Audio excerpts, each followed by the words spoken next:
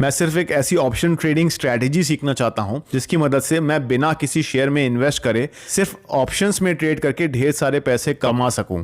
तो मैं आपको बता दूं कि ऐसा बिल्कुल पॉसिबल है, क्योंकि दोस्तों अगर आप एक कंप्लीट बिगिनर हैं और अगर आप बिल्कुल बेसिक लेवल से लेकर एडवांस लेवल तक ऑप्शंस ट्रेडिंग सीखना चाहते हैं तो आप बिल्कुल सही जगह पर आए हैं, क्योंकि आज से इस चैनल के ऊपर आपको ऑप्शंस ट्रेडिंग के ऊपर एक कंप्लीटली फ्री ऑफ कॉस्ट एक कंप्लीट कॉम्प्रिहेंसिव कोर्स प्रोवाइड किया जाने वाला है, जिसमें कि टोटल 6 वीडियोस होंगे और ये उस सीरीज का पार्ट 1 है। अगर दोस्तों ऑप्शंस ट्रेडिंग से रिलेटेड इंपॉर्टेंट कॉन्सेप्ट्स जैसे कि कॉल और पुट ऑप्शन क्या होता है, स्ट्राइक प्राइस, एक्सपायरी डेट, इस तरीके के कॉन्सेप्ट्स को लेकर अगर आपके मन में कुछ डाउट है तो इन सारे सवालों का जवाब आपको इसी वीडियो में मिलने वाला है। अगर आप नॉर्मली मार्केट में देखेंगे तो आपको इस तरीके का कोर्स 5,000 से लेकर 15,000 रुपए तक की कीमतों पर बेचा जाता है। दोस्तों इस वीडियो में सारे बेसिक लेवल के जितने भी इंपॉर्टेंट कॉन्सेप्ट्स हैं सबको डिटेल में कवर करा जाएगा और मेरी पूरी कोशिश होगी कि मैं आपको आसान से आसान भाषा में ये सारे कॉन्सेप्ट्स एक्सप्लेन करूं। वीडियो को शुरुआत करने से पहले मैं आपको बता देना चाहता हूं कि आप एटलीस्ट एक नोटबुक और पेन साथ में लेके बैठिएगा, जिससे कि अगर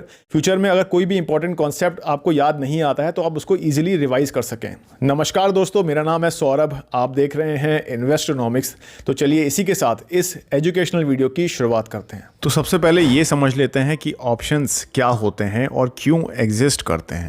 ऑप्शंस एक प्रकार के कॉन्ट्रैक्ट्स होते हैं जो कि ऑप्शन बायर या फिर कॉन्ट्रैक्ट होल्डर को ये राइट देते हैं कि वो किसी पर्टिकुलर शेयर को कॉन्ट्रैक्ट में दी गई प्राइसेस पर एक पर्टिकुलर डेट पर या फिर उससे पहले खरीद सकते हैं। और दोस्तों आप इन कॉन्ट्रैक्ट्स को बेच भी सकते हैं, जिसके बदले में आपको कुछ पेमेंट मिलती है जिसे हम ऑप्शन प्रीमियम बोलते हैं। अभी ये सारी चीज़ें आपको सुनने में थोड़ी बहुत कंफ्यूजिंग ज़रूर लग रही होंगी, खासतौर पे अगर आप एक कंप्लीट बिगिनर हैं तो। लेकिन आपको मैं इस बात की गारंटी दे सकता हूं कि अगर आप इस वीडियो में बने रहते हैं और जैसे जैसे दोस्तों हम वीडियो में आगे बढ़ते जाएंगे मैं आपको सभी बेसिक डेफिनेशंस समझाता चलूँगा, जिससे आपको वीडियो के एंड तक सब कुछ अच्छे से क्लियर हो जाएगा। तो ऑप्शंस 2 प्रकार के होते हैं, एक होता है कॉल ऑप्शन और दूसरा होता है पुट ऑप्शन।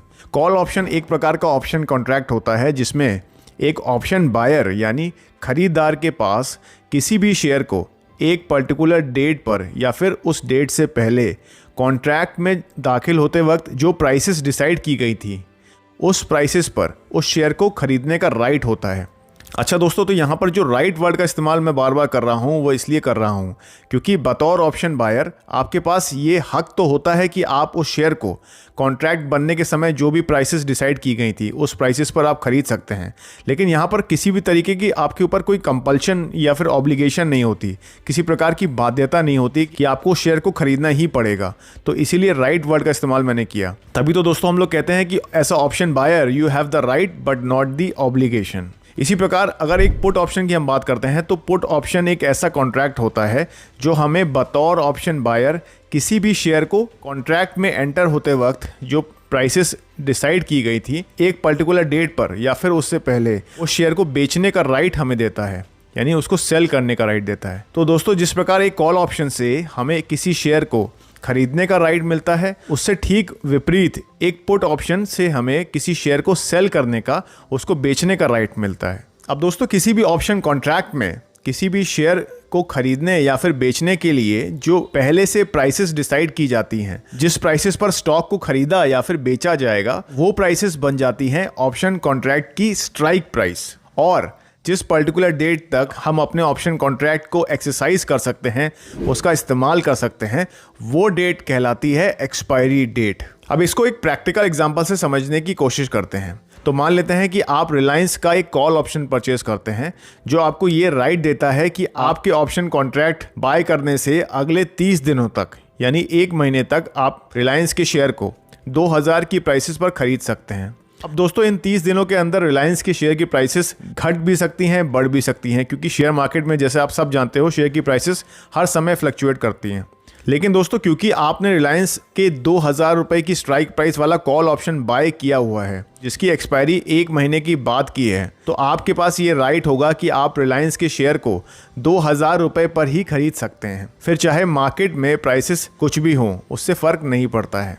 मान लेते हैं कि इस 1 महीने के दौरान रिलायंस के एक शेयर की प्राइस बढ़ के 2500 रुपीज़ हो जाती है। तो उस केस में आपने क्योंकि रिलायंस का 2000 रुपये की स्ट्राइक प्राइस वाला कॉल ऑप्शन बाय किया था, तो आप रिलायंस के एक शेयर को 2500 में नहीं बल्कि 2000 रुपये देकर ही खरीद सकते हैं। अब इस सिचुएशन को यहाँ थोड़ा सा बदल देते हैं और मान लेते हैं कि आपने रिलायंस की 2000 की स्ट्राइक प्राइस के कॉल ऑप्शन की बजाय एक पुट ऑप्शन बाय किया होता, जिसकी एक्सपायरी भी 1 महीने के बाद की होती।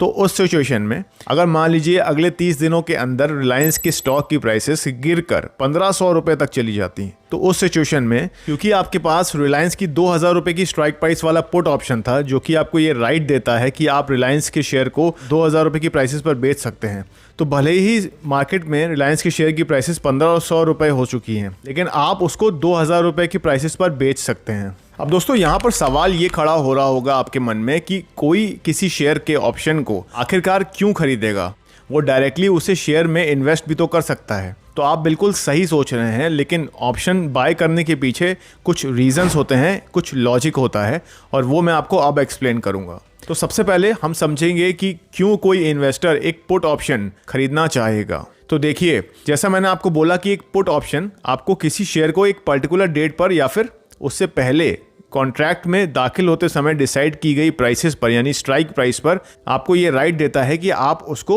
सेल कर सकते हैं। अब इसको अगर मैं आपको एक प्रैक्टिकल एग्जांपल से समझाऊं, तो मान लेते हैं कि आप सैमसंग का एक स्मार्टफोन बाय करते हो जिसकी कीमत 1 लाख रुपए है। तो अगर कल को वो फ़ोन डैमेज हो जाता है या फिर चोरी हो जाता है, तो आपका जो टोटल लॉस होगा उस सिचुएशन में वो होगा 1 लाख रुपए, जो कि उस फ़ोन की टोटल कॉस्ट है। तो उस रिस्क को कम करने के लिए मान लेते हैं कि जो सेल्समैन है वो आपको सजेस्ट करता है कि आप इस फ़ोन के साथ एक इंश्योरेंस भी परचेज़ कर लीजिए, जिसका जो सालाना प्रीमियम होगा वो होगा 10,000 रुपये।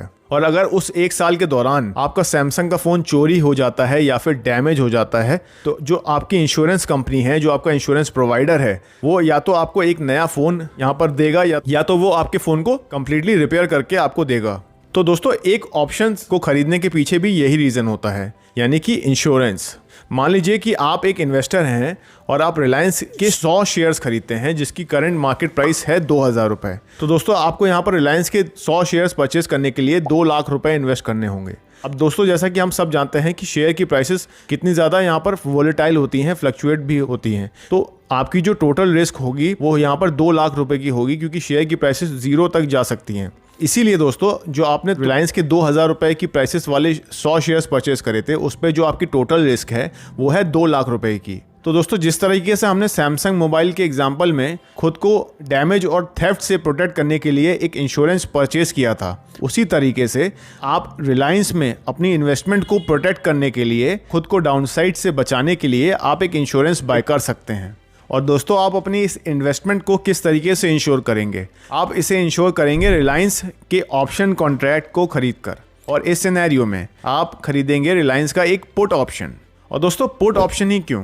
क्योंकि एक पुट ऑप्शन हमें ये राइट देता है कि हम किसी शेयर को कॉन्ट्रैक्ट होते वक्त डिसाइड की गई प्राइसेस पर यानी स्ट्राइक प्राइस पर एक पर्टिकुलर डेट पर यानी एक्सपायरी डेट पर या उससे पहले हम उसको सेल कर सकते हैं।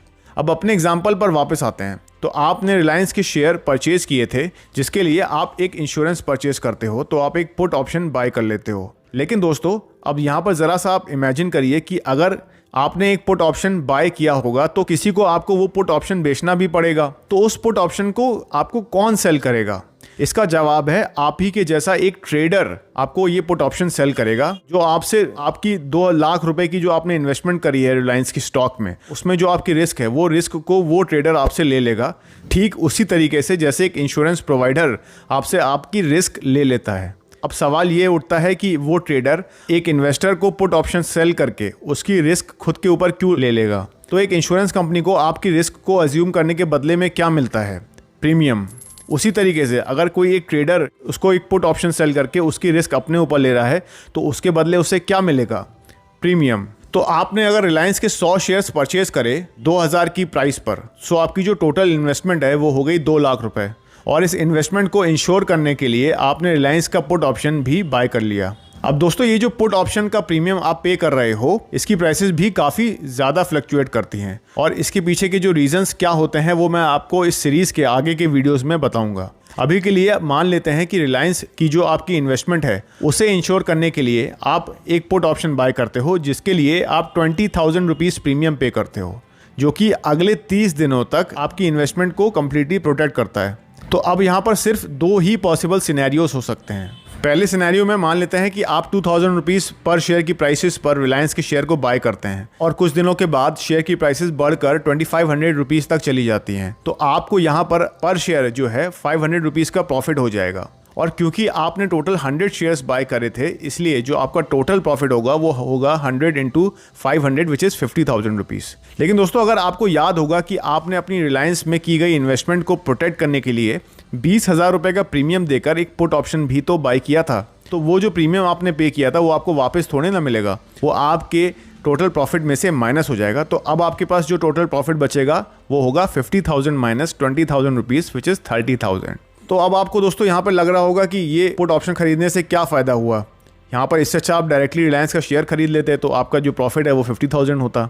तो अब यहाँ पर आप दूसरे सिनेरियो को भी समझ लीजिए। देखिए दोस्तों, ऐसा भी हो सकता है कि आपके इन्वेस्ट करने के कुछ दिन बाद रिलायंस की शेयर की प्राइसेस बढ़ने की बजाय गिरकर 1,500 रुपये तक चली जाती हैं, तो आपकी बाइंग प्राइसेस से अब जो है रिलायंस की शेयर की प्राइसेस 500 रुपये तक नीचे आ चुकी है। तो क्या आपको यहाँ पर 50,000 रुपये तक का लॉस हो जाएगा? जी नहीं, क्योंकि आपने जो अपनी इन्वेस्टमेंट करी थी उसको आपने 20,000 रुपये प्रीमियम पे कर एक पुट ऑप्शन के जरिए आपने उसको प्रोटेक्ट किया था। तो अगर रिलायंस की शेयर की प्राइसेस गिर जाती हैं तो आप सिंपली उस पर्सन को अप्रोच करके जिसने आपको ये पुट ऑप्शन सेल करा था, आप यहाँ पर अपने राइट को एक्सरसाइज कर सकते हैं, आप उसका इस्तेमाल कर सकते हैं और दोस्तों रिलायंस की शेयर को आप 2,000 रुपीज़ में बेच सकते हैं। और दोस्तों इस सिचुएशन में आपका जो टोटल लॉस होगा वो होगा 20,000 रुपये, जो कि आपने ऐसा प्रीमियम पे करा था। अब दोस्तों जिस ट्रेडर ने आपको वो पुट ऑप्शन ऐसा इंश्योरेंस सेल किया था उसके ऊपर तो ये ऑब्लिगेशन होगी कि उसे अब आपसे रिलायंस का शेयर जिसकी करंट मार्केट प्राइस 1,500 रुपीज़ चल रही है, उसे वो शेयर आपसे 2,000 रुपये की प्राइसेस पर ही खरीदना पड़ेगा। तो इस सिचुएशन में जो प्रीमियम उसे आपसे रिसीव हुआ था वो उसके पास ही रहेगा। अब यहाँ पर उसके पास 2 ऑप्शंस होंगे, या तो वो रिलायंस का शेयर को आपसे 2,000 रुपये की प्राइसेस पर परचेस करके उसको होल्ड करे और ये उम्मीद करे कि शायद रिलायंस की प्राइसेस यहाँ से रिकवर करके वापस से 2,000 रुपये तक चली जाएं, या फिर उसके पास दूसरा ऑप्शन ये होगा कि वो रिलायंस की शेयर को आपसे 2,000 रुपये में खरीद कर करंट मार्केट प्राइस जो कि 1,500 रुपये है उन प्राइसेस पर ही सेल कर दे। और अगर वो ऐसा करता है तो उसको यहाँ पर जो नेट लॉस होगा वो होगा 50,000 माइनस 20,000 रुपीज़ जो उससे आपसे प्रीमियम मिलेगा, यानी उसको टोटल जो लॉसेस होंगे वो होंगे 30,000 रुपीज़। तो दोस्तों ऑप्शन कॉन्ट्रैक्ट्स इसीलिए होते हैं, वो किसी इन्वेस्टर के लिए उनके द्वारा की गई इन्वेस्टमेंट पर उन्हें इंश्योरेंस प्रोवाइड करने का काम करते हैं। अभी दोस्तों आपके मन में कुछ सवाल आ रहे होंगे, जैसे मैं अपने स्टॉक पोर्टफोलियो के लिए इंश्योरेंस क्यों परचेस करूं, या फिर आप सोच रहे होंगे कि मैं तो स्टॉक्स में इन्वेस्ट ही नहीं करता, मैं सिर्फ एक ऐसी ऑप्शन ट्रेडिंग स्ट्रैटेजी सीखना चाहता हूं जिसकी मदद से मैं बिना किसी शेयर में इन्वेस्ट करे सिर्फ ऑप्शंस में ट्रेड करके ढेर सारे पैसे कमा सकूं। तो मैं आपको बता दूं कि ऐसा बिल्कुल पॉसिबल है, क्योंकि देखिए दोस्तों ऑप्शंस में ट्रेड करने के लिए आपको कोई शेयर खरीदने की ज़रूरत नहीं होती है। आप सीधे अपने ब्रोकरेज अकाउंट, जैसे कि अगर आप जीरोधा के साथ अगर ट्रेड करते होंगे या फिर आप स्टॉक्स या फिर धन, ऐसा कोई भी ब्रोकर आप यूज़ करते हैं, तो सीधे आप उस ब्रोकरेज अकाउंट से डायरेक्टली आप किसी ऑप्शंस कॉन्ट्रैक्ट को परचेज कर सकते हैं, जैसे कि निफ्टी, बैंक निफ्टी। अब दोस्तों क्योंकि ऑप्शन कॉन्ट्रैक्ट्स का जो प्रीमियम होता है वो इतना ज़्यादा फ्लक्चुएट करता है कि इस वोलेटिलिटी का फ़ायदा उठा के कई सारे ट्रेडर्स दोस्तों ऑप्शंस में डायरेक्टली ट्रेड करके उसमें काफ़ी अच्छे खासे पैसे भी अर्न कर लेते हैं। अब दोस्तों मैंने अभी तक आपको जो बेसिक कॉन्सेप्ट्स हैं वो मैंने आपको एक्सप्लेन कर दिए कि एक ऑप्शन कॉन्ट्रैक्ट बिल्कुल एक इंश्योरेंस की तरह से काम करता है। तो दोस्तों अभी तक आपको इतना तो क्लियर हो गया होगा कि पुट ऑप्शन खरीदने का मतलब हुआ कि आपने अपनी इन्वेस्टमेंट को प्रोटेक्ट करने के लिए एक इंश्योरेंस परचेज करा है, और जो ट्रेडर आपको वो पुट ऑप्शन सेल कर रहा है वो आपको बेसिकली इंश्योरेंस सेल कर रहा है। अब दोस्तों वीडियो में आगे हम जानेंगे कि एक कॉल ऑप्शन क्यों परचेज करना चाहिए। मान लेते हैं कि आप XYZ कंपनी के शेयर में इन्वेस्ट करना चाहते हैं जिसकी करंट मार्केट प्राइस है 5,000 रुपीज़ पर शेयर। तो अगर आप इस कंपनी के 10 शेयर भी बाय करते हैं तो भी आपको 50,000 रुपये खर्च करने होंगे, जो कि एक काफ़ी बड़ा अमाउंट है। मान लेते हैं कि आप XYZ कंपनी के ऊपर कंप्लीट एनालिसिस करते हैं, टेक्निकल, फंडामेंटल सब कुछ अच्छे से स्टडी करते हैं और आपको लगता है XYZ कंपनी की जो प्रॉफिटेबिलिटी है वो करंट क्वार्टर में काफ़ी ज़्यादा बढ़ने वाली है, जिसकी वजह से उसके शेयर की प्राइसेस बढ़ के 5,000 रुपये से बढ़ के 6,000 रुपये पर शेयर तक जा सकती है। तो उस सिचुएशन में अगर अभी आपके पास 10 शेयर्स बाय करने के लिए 50,000 रुपये नहीं है, तो उस सिचुएशन में आप एक छोटा सा प्रीमियम पे करके XYZ कंपनी का एक कॉल ऑप्शन बाय कर सकते हैं, जो आपको ये राइट देगा कि आप एक पर्टिकुलर डेट पर या फिर उससे पहले XYZ कंपनी के शेयर को कॉन्ट्रैक्ट होते वक्त डिसाइड की गई प्राइसेस यानी स्ट्राइक प्राइस पर खरीद सकते हैं। अब इसको एक एग्जाम्पल की मदद से समझने की कोशिश करते हैं। लेट्स से आप XYZ के शेयर में, जिसकी करंट मार्केट प्राइस है 5,000 रुपीज़ पर शेयर, उसमें आप इन्वेस्ट करना चाहते हैं, लेकिन अभी आपके पास इतने पैसे नहीं हैं, तो आप इसके बदले XYZ कंपनी की 5,000 की स्ट्राइक प्राइस वाला कॉल ऑप्शन बाय कर लेते हैं, जिसकी एक्सपायरी 1 महीने के बाद है। तो ये कॉल ऑप्शन आपको ये राइट देता है कि आप XYZ कंपनी के फॉर एग्जांपल अगर 10 शेयर 5,000 रुपये की प्राइसेस पर अगले 30 दिनों तक खरीद सकते हैं। अब आपको इस शेयर के कॉल ऑप्शन को बाय करने के लिए कितना प्रीमियम पे करना होगा, ये कैसे डिसाइड होगा? तो दोस्तों ये मैं आपको फ्यूचर के वीडियोस में बताऊंगा। अभी के लिए आप एज्यूम कर लो कि XYZ कंपनी की 5,000 रुपीज़ की स्ट्राइक प्राइस वाला कॉल ऑप्शन को परचेज करने के लिए आप 500 रुपीज़ प्रीमियम पे करते हैं। तो अगर आप टोटल 10 शेयर्स को परचेज करने के लिए ये कॉल ऑप्शन बाय कर रहे हैं, तो यहाँ पर जो टोटल प्रीमियम पे करना होगा वो आपको कितना पे करना पड़ेगा? वो पे करना पड़ेगा आपको 500 × 10 विच इज़ 5,000 रुपीज़। अब यहाँ पर सिर्फ 2 पॉसिबल सिनेरियोस हो सकते हैं। आप XYZ कंपनी की 5,000 स्ट्राइक प्राइस का कॉल ऑप्शन बाय करते हैं और मान लेते हैं कि कुछ ही दिनों में XYZ की शेयर की प्राइसेस बढ़कर 7,000 रुपीज़ तक चली जाती हैं। तो उस सिचुएशन में आप सिंपली अपने कॉल ऑप्शन का इस्तेमाल करेंगे और आप XYZ के शेयर को 5,000 पर शेयर की प्राइसेस पर आप 10 शेयर बाय कर लेंगे। तो इस सिनेरियो में आपको जो टोटल प्रॉफिट होगा वो होगा 15,000 रुपीज़, क्योंकि 5,000 रुपीज़ आपने यहाँ पर ऐसा प्रीमियम ऑलरेडी पे किया हुआ है और करंट मार्केट प्राइस है 7,000 रुपये और आपके पास 10 शेयर हैं, आपने उसको 50,000 में बाय किया, 5,000 आपने ऐसा प्रीमियम पे किया, तो आपके पास 15,000 रुपीज़ प्रॉफिट बच गया। तो दोस्तों अभी आपको लग रहा होगा कि अगर हम उस कॉल ऑप्शन को परचेज करने के बजाय डायरेक्टली XYZ के स्टॉक को परचेज करते तो हमें यहाँ पर टोटल प्रॉफिट जो होता वो होता 20,000। तो यहाँ पर आपको एक चीज़ समझना बहुत ज़रूरी है, ऐसा भी तो हो सकता था कि कुछ दिनों के बाद XYZ की शेयर की प्राइसेस बढ़ने की बजाय गिरकर 3,500 रुपये तक चली जाती। तो उस सिचुएशन में एक कॉल ऑप्शन आपकी किस तरीके से मदद करता? आपने दोस्तों XYZ कंपनी का 5,000 की स्ट्राइक प्राइस वाला जो कॉल ऑप्शन बाय किया था 5,000 रुपीज़ प्रीमियम पे करके, तो जब XYZ की शेयर की करंट मार्केट प्राइस गिरकर 3,500 तक चली जाती, तो उस सिचुएशन में आप अपने कॉल ऑप्शन का इस्तेमाल करते ही नहीं और जो 5,000 रुपीज़ आप ऐसा प्रीमियम आपने पे किया था वो फॉरफीट हो जाता और आपकी जो टोटल लॉसेस इस सिचुएशन में होते वो होते 5,000 रुपीज़। अब वहीं अगर आपने डायरेक्टली XYZ के 10 शेयर्स परचेज कर लिए होते 5,000 की प्राइसेस पर, तो क्योंकि आप XYZ की करंट मार्केट प्राइस 3,500 रुपीज़ हो चुकी है, तो आपको यहाँ पर टोटल लॉसेस जो होते वो होते 15,000 रुपीज़। तो आप देख सकते हैं कि किस तरीके से एक कॉल ऑप्शन खरीदने की वजह से आपकी जो टोटल रिस्क थी वो यहाँ पर कम हो गई थी।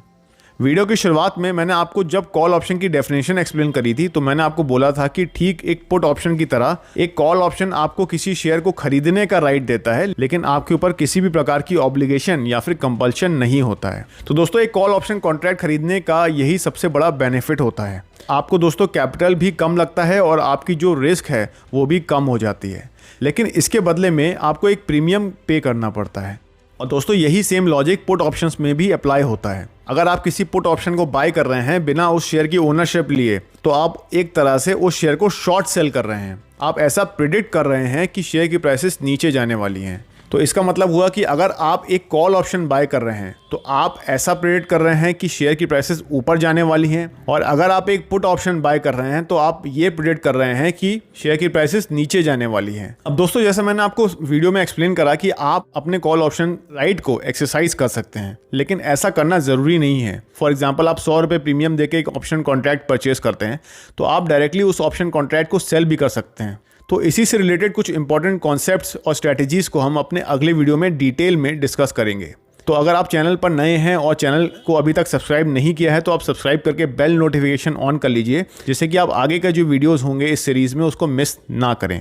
इसी के साथ इस वीडियो के लिए इतना ही दोस्तों, मिलते हैं अगले वीडियो में। मेरा नाम है सौरभ, आप देख रहे थे इन्वेस्टोनॉमिक्स। जय हिंद, जय भारत।